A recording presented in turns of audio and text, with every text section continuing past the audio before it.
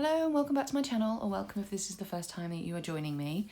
In my October catch-up video, I mentioned this deck as one of the last of the decks that I received for my birthday that month, and it was the only deck I think I'd received that month that I hadn't done a walkthrough for, and said that I would happily do on my channel if anyone was interested. And I did get a comment asking if I would do that, so I'm just going to do that today. I'm going to try and keep this one really brief and just get through it as quickly as possible. I don't have an awful lot to say about the cards, so there won't be too much talking in this one. But it's Oracle of the Shapeshifters by Lucy Cavendish, artwork by Jasmine Becket-Griffith.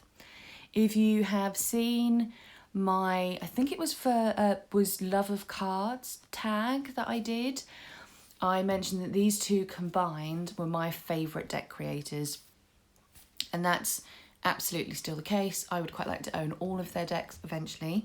I do own Oracles of Shadow and Light, or Oracle of Shadows and Light, I can't remember, and also the Alice one that they've done together. There's a fairy tale one I've got on my wish list as well, and another one I think, but I can't check because I'm filming on my phone.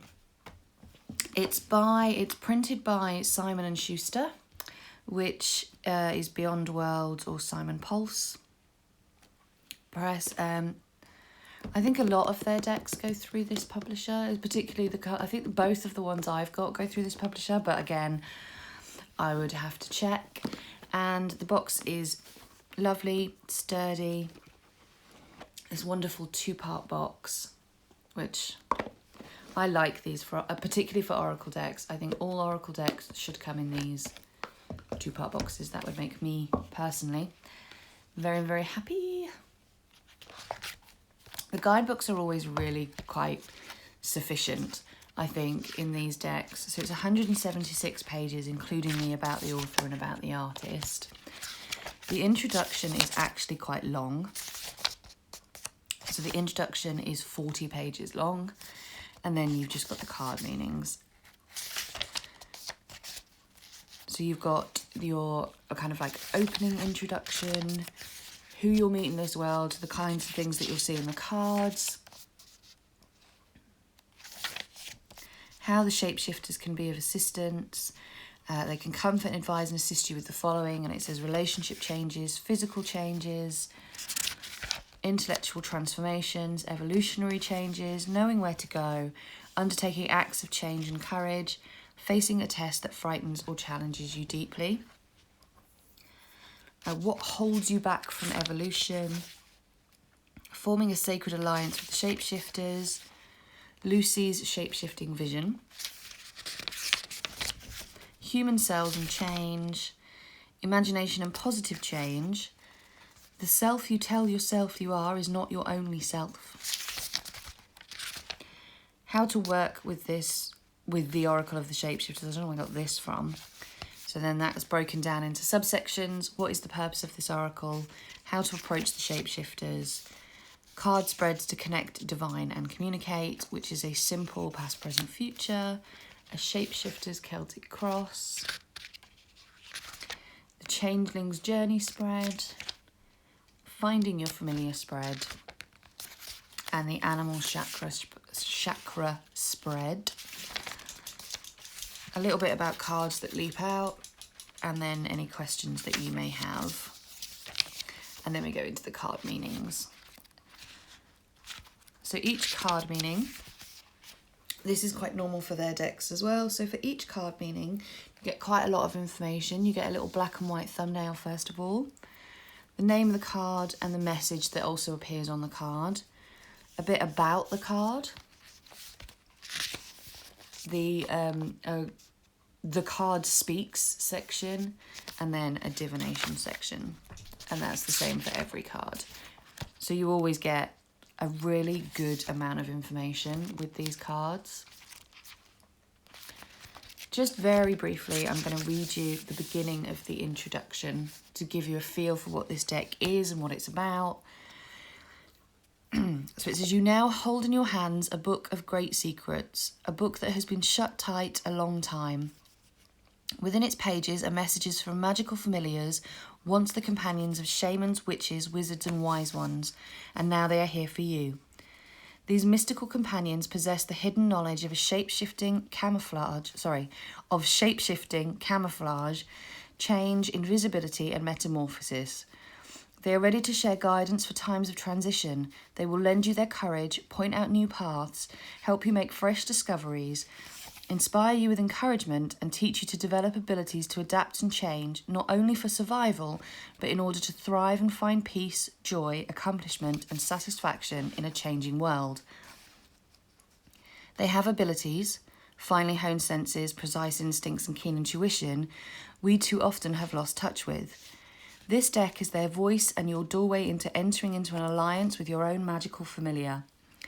They ask of you only respect and action on behalf of all living creatures, that you activate your compassion and become an advocate for the wild world. In return, they offer you their wisdom, their insights, their prescience that you can work with to unbind your fears, ignite your courage, and inspire you to develop a stronger relationship with your instinctual ancient wisdom. But it is not for these gifts that you will bond with them. It is for their gifts of generosity and a friendship that you will come to love them. Who does not wish for a loyal and true companion to journey with along this road called life? So that's the guidebook. There's 45 cards in total, and they're a pretty standard oracle size. So they're bigger than a tarot, but they're smaller than some decks, I suppose. I don't really have anything to compare with either. I mean, I have normal size hands, and they're pretty big. But again, what's normal size hands? I mean, I've got normal size hands for someone who's 5'8", if that helps at all. Probably not. So the backs are these 3 little frogs with wings on. And the cardstock, I have to say, in this deck is appalling. Firstly, it's glossy, which is pretty par for the course with an oracle deck anyway. But it is so thin. I did this in my video, my October video, but it's just really thin. I don't like it. Normally I don't mind a thin deck. Like when we talk about Llewellyn's cardstock, a lot of people do not like it. I am not opposed to Llewellyn's cardstock. I actually quite like it, but I know a lot of people don't. I think this is much thinner than that. So I'm not impressed with the cardstock, but the cardstock is my only complaint. Okay, I'm gonna just zoom in so we can get a better view of these cards, and then I'm just gonna go through them. So for every card, we have the name of the card and then a message underneath, which I will try and give you time to read as we go through if you're interested. And it's typical Lucy Cavendish art, so it's a lot of these young, white-looking girls with very big eyes. I don't think they're all white, but we'll see as we go through.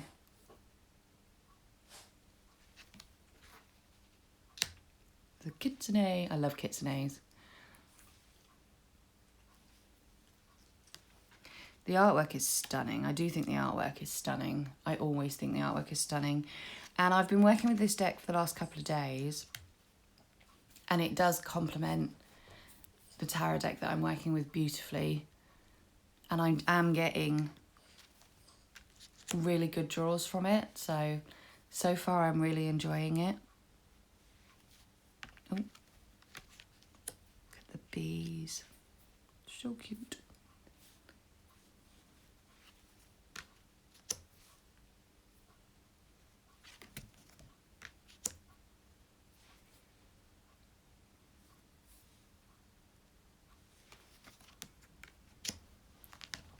And there is some fairy tale creatures in it, which I'm assuming also turn up in their fairy tale deck, but I've not actually seen a walkthrough of the fairy tale deck, I have to admit. And then there are, I say fairy tale creatures, I meant fairy tale characters. There are some characters that turn up, that definitely turn up in other decks that I am aware of. So you have Alice, turns up a couple of times in this deck.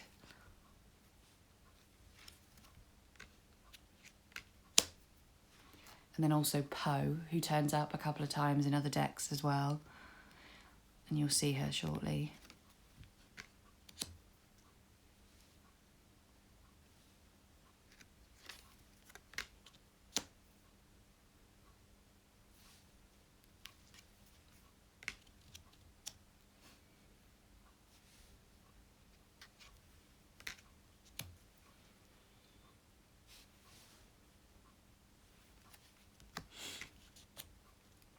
There's a couple of cards like this, which is so striking because most of the cards are very vibrant. They're quite, they're dark, but also quite colourful, if you know what I mean. And then you get a couple that are just very, very pale in comparison. There's one that's just, when you see it, it's like, wow, because it's so different to anything else.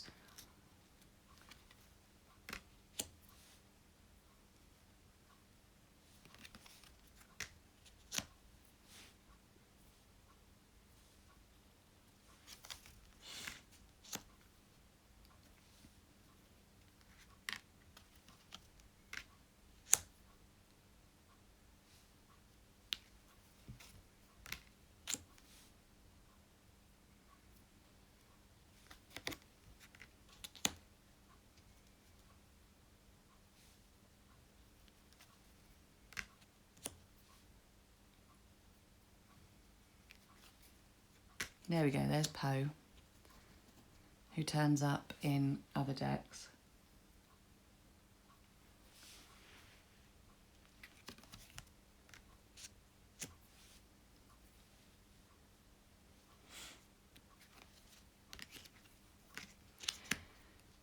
This one I love, Alice and Snow White. I've seen this picture a lot, and I love this picture, but I didn't realise that it came from this deck.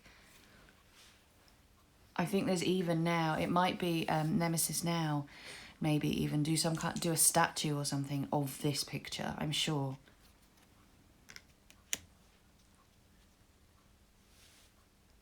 That is not a lovely, fluffy, girly unicorn.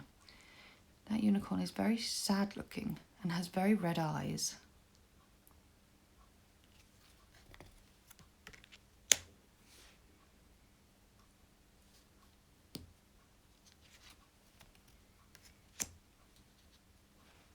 Once Upon a Midnight Dreary. Love it. Quoth the raven, nevermore.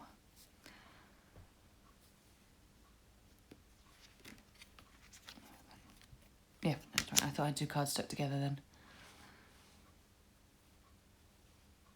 So it's a lovely mix of like mythical creatures and just normal everyday animals, really. This one, how jarring is that?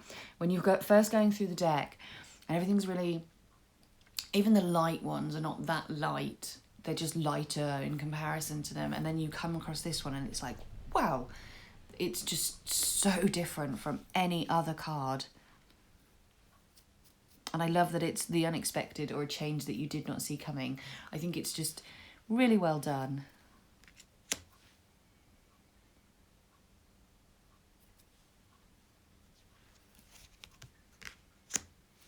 She's holding a great big bug.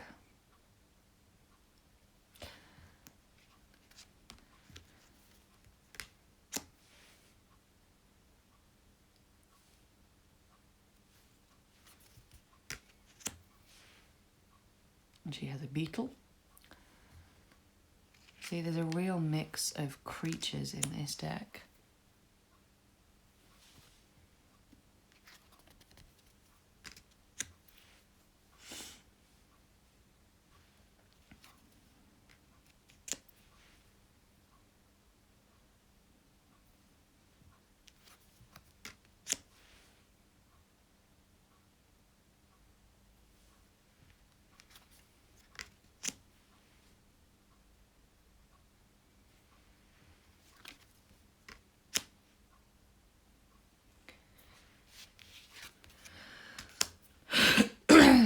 Excuse me. So there you go, that is the Oracle of the Shapeshifters by Lucy Cavendish and Jasmine Becket-Griffith. I hope you enjoyed getting a look at the cards, and if you do have this deck, how do you find it? Do you have any of their other decks, and if so, which one would you recommend I get next? Otherwise, I look forward to hearing from you shortly. Take care, everyone, and lots of love. Bye-bye.